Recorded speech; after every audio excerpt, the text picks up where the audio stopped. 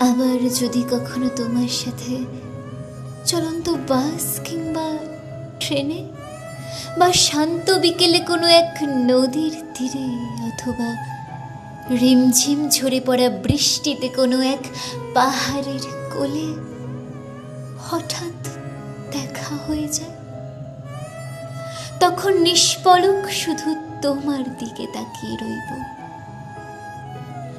যদিও তখন অনেক কথা, অনেক ব্যথা বুকের ভেতর জমে থাকবে তোমায় বলার জন্য, তবুও কোনো কিছু না বলে শুধু তোমার দিকেই তাকিয়ে রইব।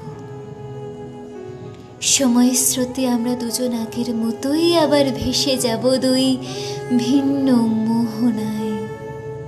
তাই যতটুকু সময় পাবো তোমায় প্রাণ ভরে দেখার, সেটুকু অন্য কোনো কিছুতে নষ্ট না করে শুধু তোমায় দেখে যাব।